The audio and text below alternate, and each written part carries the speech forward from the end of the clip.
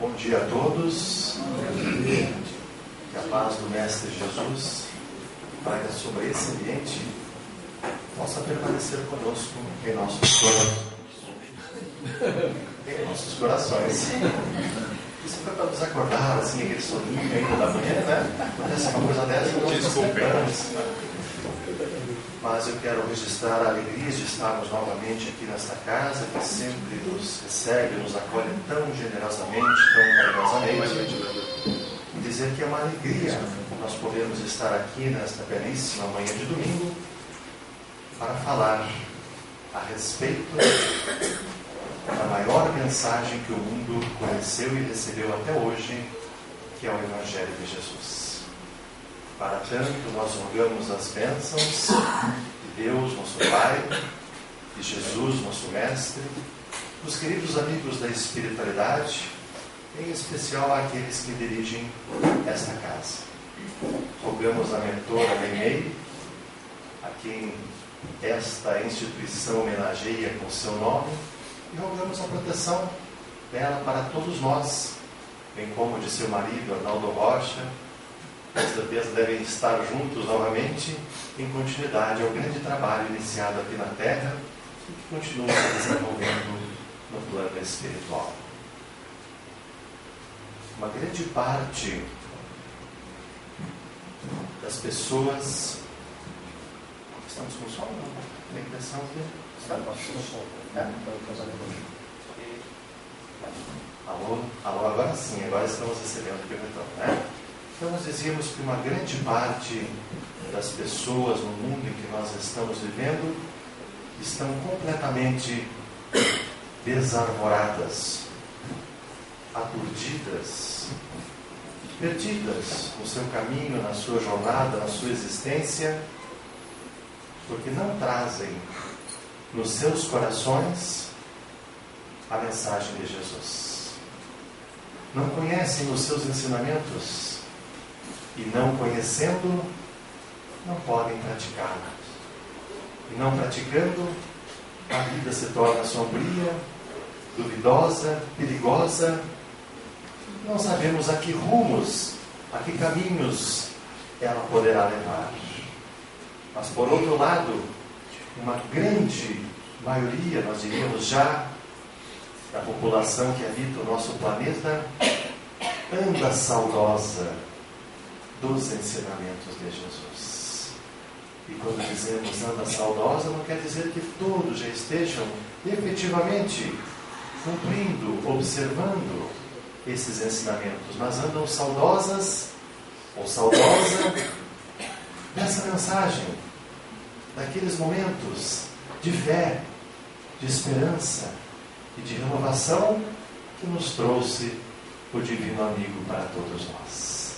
E nós aqui também, saudosos que estamos dessa mensagem, é uma alegria poder relembrar esses ensinamentos. Então o nosso objetivo nesta manhã de domingo é fazer algumas reflexões a respeito desta mensagem, em especial de algumas passagens trazidas pelo Mestre Jesus e que estão consubstanciadas no Evangelho.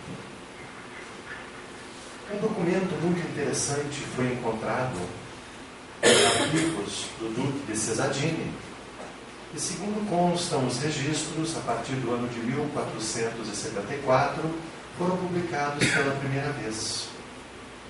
Esses registros, na verdade, estão em uma carta que fora mandada à época de Jesus por um legado do Império Romano na Palestina, mais precisamente na cidade de Jerusalém. Então, esse legado, que ocupava à época o cargo de cônsul junto ao Império Romano, manda uma carta, este cônsul, este senador, na verdade, ele manda uma carta ao imperador Tibério César, que governava então o Império Romano. E essa carta, esse documento é singular, porque ele vai falar a respeito de um homem que estava vivendo aquela época e que modificaria completamente a paisagem moral, material e espiritual do mundo. Então é interessante porque esse senador, ao escrever aquela carta ao então imperador, ele não sabia, mas ele já conhecia aquele homem extraordinário. Da mesma forma com que o apóstolo Paulo, que também já conhecia Jesus, mas em estando aqui na terra, esquecera dos compromissos firmados, mas quando é tocado, quando tem aquele encontro memorável com Jesus às portas de Damasco, e que Jesus se apresenta dizendo que ele era o Cristo, Jesus, a quem ele perseguira. E quando Paulo faz aquela pergunta: mas Senhor, o que queres que eu faça? E naquele momento, automaticamente volta à sua memória cerebral, ao seu cérebro, à sua memória corporal, os compromissos todos assumidos, já no organismo perispiritual, quando ele assumira na espiritualidade os compromissos da divulgação da mensagem do Mestre Jesus. Então naquele momento ele já sabia, ele já conhecia Jesus, mas então é reavivado o compromisso que ele mantinha com o Mestre. E esse senador romano da mesma forma, porque nesse documento singular ele vai fazer uma descrição de Jesus. Não é somente uma descrição física, mas também uma descrição dos aspectos morais e também espirituais. Então a carta é um documento muito interessante. Ele começa a sua missiva, a sua carta, dizendo: Imperador, divino imperador, sabendo que desejas conhecer o quanto eu tenho para te narrar, existe em nossos tempos um homem o qual vive atualmente de grandes virtudes. Ele é chamado pelo povo de Jesus. E pelo povo ele é inculcado como sendo o profeta da verdade. E aqueles que o acompanham, os seus discípulos, dizem que ele é Filho de Deus, Criador do céu e da terra, Criador de todas as coisas, de todos os seres. Em verdade, ó divino imperador, se refere então ao senador, cada dia que passa se ouvem coisas maravilhosas a respeito desse Jesus. Ressuscita os mortos, cura os enfermos, em uma só palavra, e aí ele começa então a fazer uma descrição física de Jesus. E é interessante para nós conhecermos, haja vista que ele, próprio senador Públio Lentulus, este era o nome do senador, e como nós sabemos hoje, é o nosso grande benfeitor Emmanuel. E quando Chico Xavier esteve conosco, foi o seu guia, o seu mentor, o seu instrutor, e hoje acaba sendo o grande instrutor, o grande professor de todos nós. E as interpretações que ele faz em suas obras de O Evangelho de Jesus são extraordinárias. É extraordinária a interpretação, os seus ensinamentos são extraordinários para todos nós. Mas ele continua então a carta e diz: faz-se amar e é alegre com gravidade. Existia alegria em Jesus, na sua presença, na sua fala, mas sempre com gravidade. Disse que nunca ninguém ouviu sorrir ou rir, mas antes ouviram chorar. Tem os braços e as mãos muito belos. Na palestra, ele contenta muito. E verifica-se que na sua presença, ele é muito modesto na presença e na pessoa. É o mais belo homem que se possa imaginar. Muito semelhante à sua mãe, a qual é portadora de uma rara beleza. Por sinal, cumpre-me registrar a ti, imperador, que jamais conseguimos ver uma mulher de tão rara beleza por essas paragens. O seu rosto é singular, porque ele apresenta algo que irradia em termos de serenidade e em termos de paz.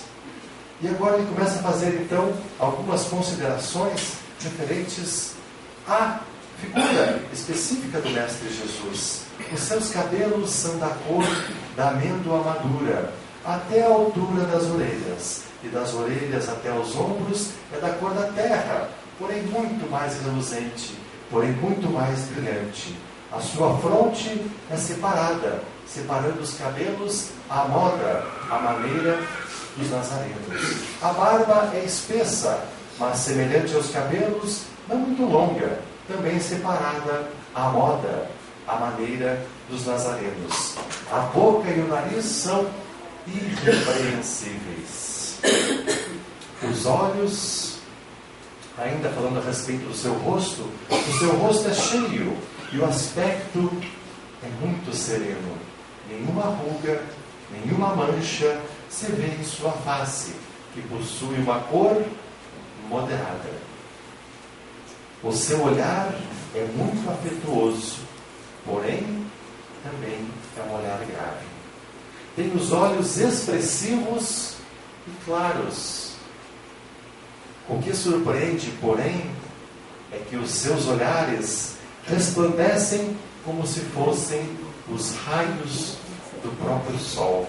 E quando alguém fixa o seu semblante, ou resplandece e assusta, apavora as pessoas, ou quando o seu olhar se faz ameno, faz com que as pessoas se emocionem e chorem. Veja a descrição física desse homem extraordinário que é Jesus. Num segundo momento, agora ele passa a falar da personalidade, dos ensinamentos, do conhecimento, do saber desse homem. De letras, faz-se admirar de toda a cidade de Jerusalém.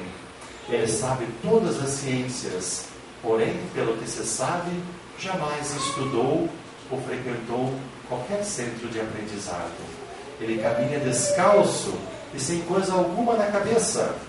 Muitos, ao olharem nessa posição simples e tranquila, riem dele, mas ao estarem em sua presença, passam imediatamente a admirá-lo.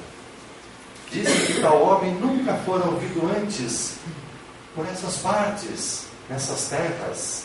Em verdade, segundo me dizem os hebreus, não se ouviram jamais tais conselhos de tão grandiosa doutrina. Por outro lado, alguns judeus afirmam que ele é contra o império e contra sua majestade. Eu sou grandemente molestado por esses malignos hebreus que afirmam que ele está contrário às tuas leis e ao teu império. E ele acaba a carta dizendo: disse que esse Jesus nunca fez mal a quem quer que seja, mas ao contrário, aqueles que o conhecem e com ele têm praticado e caminhado e aprendido, afirmam que dele têm recebido grandes benefícios, grandes ensinamentos, restituição para a saúde.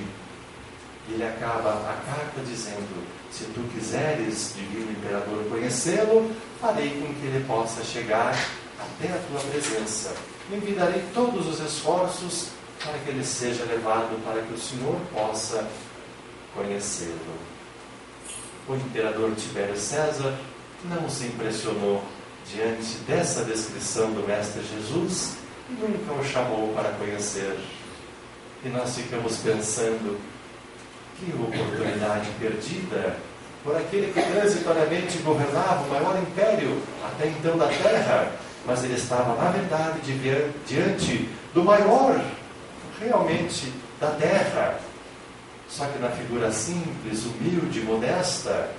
E ele perdeu a grande oportunidade na sua existência terrena de conhecer o maior de todos, de conhecer Jesus. Mas o mundo continua a sua trajetória, o tempo segue célere o seu caminho, e todos nós, em determinado momento da nossa vida, teremos oportunidades novamente de encontrarmos-nos com o Mestre dos Mestres, com o Rei Solar, segundo nos dizem a espiritualidade. E a espiritualidade tem um carinho tão grande, uma admiração e um respeito tão grande por Jesus. Dr. Adolfo Bezerra de Menezes Cavalcante diz para todos nós que nós temos dois sóis em nossas vidas. Um é essa estrela magnífica que banha de luz e de calor toda a superfície do nosso planeta. Mas nós temos ainda um sol maior, que é um sol que ilumina e que brilha para as nossas almas, para as nossas vidas. que é Jesus, o divino amigo para todos nós. Nesta manhã de domingo teremos oportunidade então, Sabudo, de falar a respeito de um desses ensinamentos de Jesus que nós entendemos ser um dos mais importantes e extraordinários que Jesus legou para todos nós. Se bem que, quando começamos a analisar, a refletir a respeito dos ensinamentos do Mestre Jesus, nós vamos descobrir que, na verdade, todos eles são importantes, todos são fundamentais e essenciais para nós.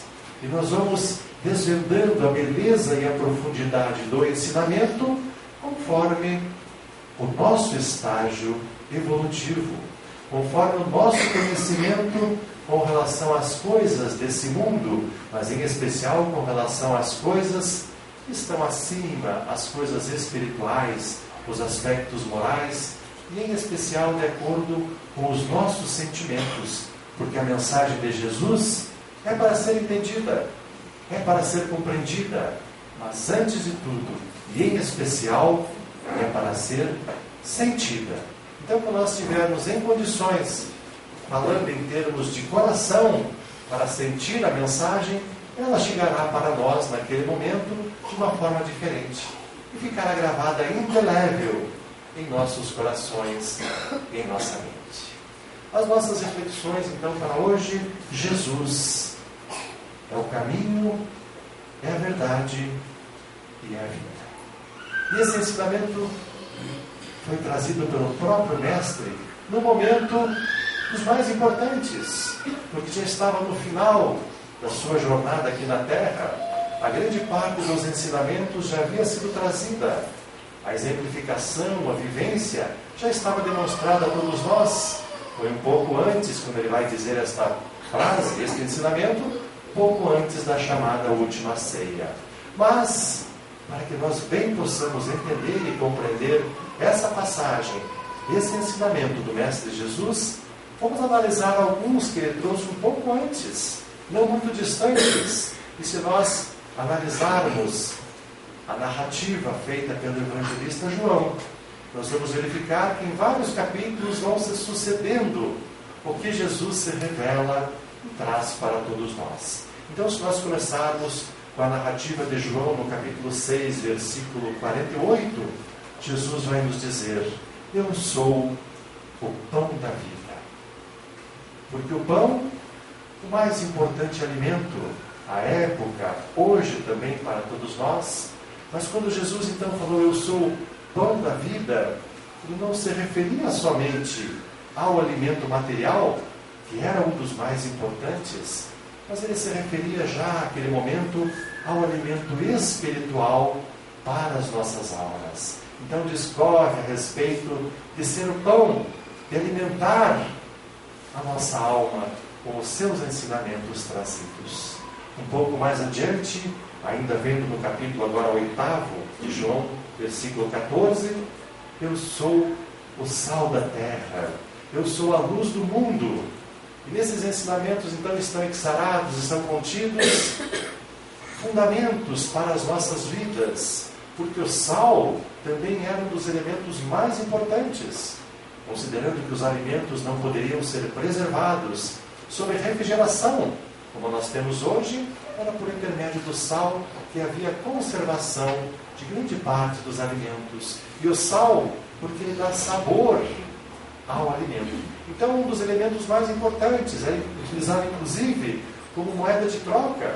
Durante dessa forma, foi utilizado em larga escala e durante muito tempo. Então, eu sou o sal da terra, mas eu sou também a luz do mundo. E quando dizendo que eu sou a luz do mundo, aquele que anda pelo meu caminho, anda comigo, jamais estará nas trevas, porque terá a luz verdadeira, que é a luz da vida. Então Jesus veio e nos trouxe essas novas claridades, essas novas realidades a respeito da própria vida. Um pouco mais adiante, Jesus iria nos ensinar dizendo: eu sou a porta, e se alguém quiser salvar-se, deverá entrar por intermédio de mim, que sou a porta. A porta, na verdade, costuma separar dois ambientes. E ao separar esses ambientes, Jesus referia-se à grande separação entre a nossa vida hoje, diante das realidades materiais, e a vida verdadeira, diante das grandes realidades espirituais que circundam e completam a nossa vida. Então Jesus vem preparando o terreno, vem preparando o momento, e quando chega o momento apropriado, Ele vem e diz para todos nós: eu sou o caminho, eu sou a verdade e eu sou a vida. E ninguém vem ao Pai se não for por meu intermédio. Esse ensinamento é muito profundo. E quando ele diz: eu sou o caminho, eu sou a verdade, eu sou a vida, não existe, na verdade, nenhuma pretensão, nenhuma arrogância, porque Jesus era destituído desse tipo de sentimento. A pureza e a nobreza de caráter eram o que sempre o distinguiram e sempre o distinguiu. Então, quando ele diz: eu sou o caminho, eu sou a verdade e eu sou a vida, ele estava dizendo uma verdade. Eu sou aquele que estou trazendo a mensagem de Deus, nosso Pai, para toda a humanidade terrestre. Eu venho trazer essa mensagem e venho pessoalmente, porque mais do que o ensinamento, a vivência e a exemplificação é o mais importante em nossas vidas. Eu estou aqui, na verdade, para trazer a mensagem de Deus, nosso Pai, a todas as criaturas, nossos irmãos, em caminhada, em existência. Então é dessa forma que Jesus chega até nós, trazendo essa mensagem, dizendo: eu sou o caminho, eu sou a verdade e eu sou a vida. E vejam que interessante como ele emprega as palavras. Todas são tão precisas, todas são tão objetivamente colocadas, porque existe uma grande diferença entre ser e estar. Hoje nós estamos na condição de presidente dessa instituição, por exemplo, estamos na condição de diretor, de coordenador de tal departamento junto à casa, porque é algo transitório em nossas vidas. Estamos hoje, amanhã outro companheiro vem e nos sucede nessa atividade, em outra atividade, e nós estamos. Hoje nós estamos profissionalmente em tal cargo, em tal posição, porque amanhã poderá se modificar isso. Então nós estamos. Mas quando nós somos, é porque nós já pertencemos àquela realidade. Então quando ele diz: eu sou o caminho, eu sou a verdade e eu sou a vida, porque já estava definitivamente definido isso na sua personalidade. Já havia tudo que havia a ser aprendido, já fora. Então quando ele dizia: eu sou, a verdade já estava presente nesse ensinamento. Só retomando os demais: eu sou o pão da vida, eu sou a luz, eu sou a porta, eu sou o caminho. E todo aquele que passar, então, que cruzar por esse caminho, estará dentro das diretrizes. Analisando esse ensinamento de Jesus, caminho. O que o caminho representa para nós? Se nós fizéssemos uma pequena reflexão, o que é um caminho em nossas vidas? Caminhos, estradas, atalhos, o que eles representam para todos nós, na verdade? Se nós formos analisar então caminho, na verdade é um roteiro a ser seguido. Na sua acepção maior, o caminho pode ser uma estrada, pode ser uma via, pode ser uma vereda, pode ser uma linha, isso pode ser um caminho. Mas na verdade, na acepção que Jesus nos trouxe, o caminho na verdade é um roteiro que vem com ensinamentos para que nós possamos atingir a plenitude em nossas vidas. E durante a nossa existência terrestre, nós precisamos de um roteiro, precisamos de um caminho para direcionar os nossos passos. E esse caminho, essa definição é tão importante que o próprio Mestre vem até nós e traça esse caminho. E deixa pegadas para que nós possamos segui-lo nessa caminhada, desse andar. Mas as suas pegadas são luminosas, porque os seus ensinamentos são permanentes e são de luz para todos nós. Então Jesus, quando vem até nós na condição de caminho, Ele vem nos mostrar então como devemos seguir durante a breve existência terrena que todos nós passaremos. A vida é tudo. Ela resume-se nas nossas existências aqui no corpo físico e das nossas existências e aprendizado no plano espiritual. Então, quando dizemos a vida, ela representa a permanência nossa aqui na matéria, no corpo físico, que é breve, que é passageira. Mas a vida verdadeira nós a encontramos na plenitude no plano espiritual. Então, quando nós começamos a ter já esse desvendar dessas verdades que Jesus vem nos trazer logo na sequência do ensinamento, e as verdades que nos foram trazidas pelo Mestre Jesus, é para que nós reestruturemos o nosso caminho aqui na Terra, é que as coisas começam a tomar uma nova ressignificação em nossas vidas. Então, o caminho nos foi traçado pelo próprio Mestre Jesus.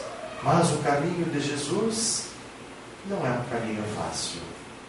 Porque Ele próprio nos ensinou que larga é a porta da perdição aqui no plano físico. Então o caminho que nos é trazido por Jesus é um caminho que vai ser pavimentado com renúncia, com sacrifício, com dedicação, com abdicação de tantas coisas. E um trabalhar constante e permanente das nossas virtudes, substituindo ainda aquelas situações que existem em nós, porque seres imperfeitos nós somos, mas em processo de aperfeiçoamento. Então, nesse caminho, a pavimentação desse caminho, nós vamos encontrar então todas essas situações a serem trabalhadas durante a nossa existência. Vai ser preciso muita renúncia, muita dedicação, muita disciplina, constante em nossas vidas. Vejamos os exemplos citados agora há pouco.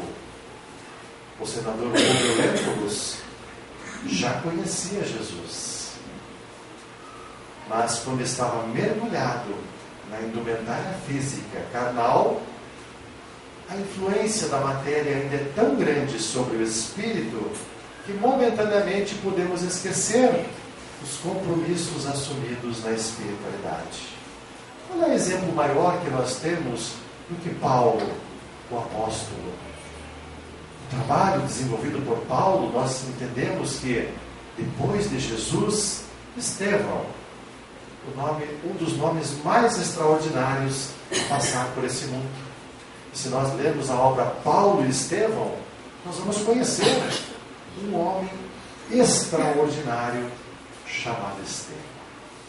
E depois, na mesma linha, na mesma sequência, caminhando junto, nós temos Paulo, o maior divulgador da mensagem de Jesus, entrega a sua própria vida, até chegar o momento em que ele diz: já não sou mais eu quem vive, mas é o Cristo que vive em mim, numa vida de dedicação e de renúncia em prol de Jesus e de sua mensagem. Mas se Paulo já possuía todo esse conhecimento, toda essa elevação, todo esse patrimônio, por que aquele primeiro momento em sua vida em que ele ainda relega, que ele persegue e comete atos até cruéis? Porque a matéria causa em todos nós esse impacto e essa influência fortíssima.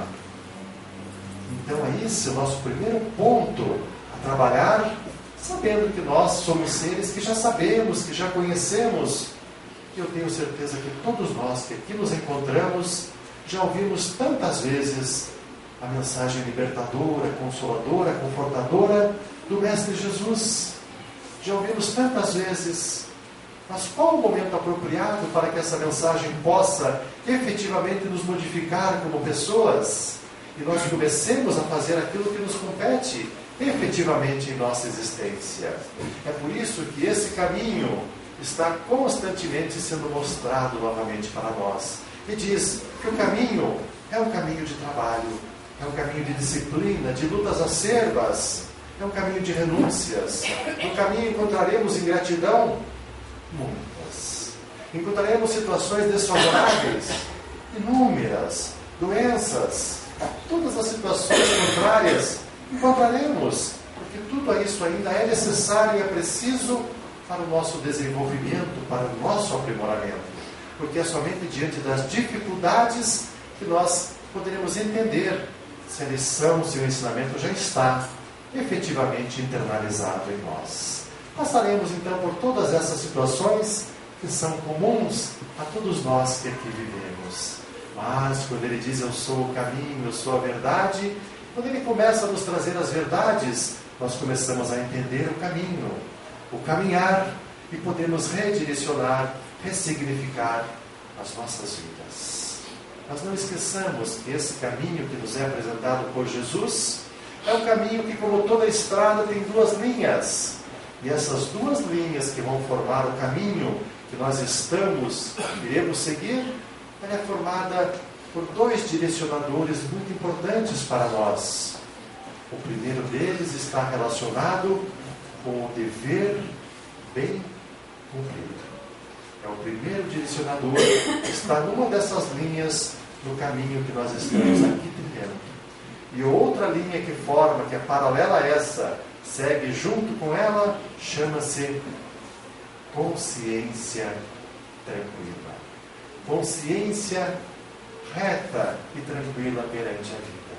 Então veja que para nós trilharmos esse caminho, vai ser preciso muita dedicação e muito trabalho próprio. E esse trabalho, quem deverá fazer? Somos nós mesmos. O grande convite é a todos nós. Vejamos as linhas demarcatórias desse caminho que nos é oferecido e ofertado pelo Mestre Jesus. O dever bem cumprido. Sob qual aspecto? Todos. Quais deveres? Todos. Dos mais simples aos mais complexos. Pois, por sinal, quando nós conseguimos superar as pequenas dificuldades, os pequenos percalços, é que nós iremos nos fortalecendo para os mais complexos, que chegarão no momento próprio em nossas vidas. Agora, o dever bem cumprido, fazermos tudo em nossa vida com dedicação, com respeito às pessoas, fazendo sempre o melhor ao nosso alcance, as nossas possibilidades. Em nossa vida pessoal, tudo o que precisarmos fazer da melhor forma, da forma correta e da melhor forma. Na nossa vida, no nosso lar, quantas pequenas obrigações, pequenas situações se nos oferecem como grandes oportunidades para demonstrarmos que estamos realizando da melhor forma possível as tarefas que aparecem para nós dentro do próprio lar. No nosso trabalho profissional, quantas coisas precisamos fazer? E todos nós que exercemos um trabalho profissional é para alguém, para o bem-estar e para o benefício de alguém. Precisamos fazer com correção, com presteza, com assertividade. Isso é fazer, cumprir bem com as tarefas que nos são solicitadas ou impostas. E na casa espírita, ou nos segmentos que nós seguimos, ou nas instituições que nós trabalhamos, que não nos remuneram, aí mais ainda. Então o grande convite aos trabalhadores todos da grande seara do Mestre Jesus é fazermos o trabalho da forma correta e o melhor que podemos fazer de acordo com as nossas possibilidades. Quando aparecer um convite para que nós sejamos um trabalhador da casa espírita, bênção em nossas vidas. Oportunidade bendita de, pelo trabalho, ressarcirmos os nossos equívocos do passado, resgatarmos os nossos débitos de outrora, de antanho, pela oportunidade do trabalho, amor, que nos redime, para que mais tarde a dor não venha nos procurar, porque será a grande remissora de todos os momentos daqueles que não escutarem o primeiro convite, o primeiro chamamento, que sempre será o do amor. Então vejam, o trabalho reto, sempre cumprido, Isso é o mais importante dentro desse caminho que estaremos percorrendo, dentro do caminho da verdade e da vida. E o outro, a consciência tranquila. E essa nós só obteremos se nós fizermos o nosso trabalho de forma correta e se nós observarmos os preceitos, em especial os preceitos maiores que nos foram trazidos pelo Mestre Jesus. E nós perguntaríamos: tem coisa mais importante em nossas vidas do que nós deitarmos à noite? Chegarmos à noite, naquele templo, naquele santuário, que é o mais importante para nós, porque às vezes o mundo está desabando lá fora. No serviço as coisas estão complexas, difíceis, conturbadas, mas quando nós chegamos naquele templo, naquele santuário, que é o nosso lar, que deve ser o melhor local do mundo, onde reine a paz e a harmonia, isso é um trabalho, isso é uma construção, isso é uma conquista a ser feita, em especial com o nosso próprio trabalho, porque o nosso trabalho influencia as pessoas. Se nós estamos alegres, cordatos no nosso lar, isso influencia as pessoas. Se nós somos respeitosos, trabalhamos pelas pequenas coisas, pela harmonia, pela higiene, pela organização do nosso ambiente, contagia as pessoas.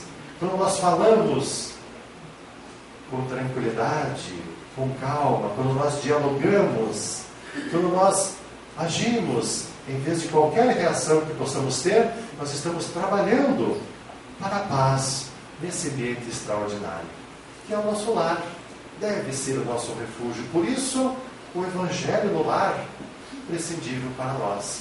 Abrimos as portas e rememoramos os ensinamentos de Jesus. Se harmoniza o ambiente psíquico para que possamos atingir essa culminância, que deve ser o nosso lar. Mas, à noite, quando vamos dormir, quando vamos entregar o nosso corpo ao descanso físico, merecido, importantíssimo para a nossa vida. É o momento em que o nosso espírito se liberta parcialmente e pode alçar voo ao plano espiritual para estar em contato com a espiritualidade que nos orienta, que nos dirige, participarmos de estudos no plano espiritual, participarmos de atividades, às vezes na própria casa que nós trabalhamos, retornamos à noite para dar continuidade ao trabalho, mas para que tudo isso ocorra, para que o nosso sono seja reparador, para que o outro dia estejamos com todas as condições, com toda a disposição para enfrentarmos os dias que se nos apresentarão, o nosso sono deve ser tranquilo e também reparador. E isso só acontecerá se nós estivermos com as nossas consciências tranquilas. No mundo em que nós vivemos, quando a gente ouve aquelas notícias que às vezes nos aturdem, porque as pessoas estão, devido a grandes processos de corrupção, lesando a empresas, ao país, e as crianças nas escolas deixam de ter a merenda porque foi desviada. Os hospitais deixam de ter a medicação e os remédios porque foram desviados. Isso chega até nós e nos causa revolta.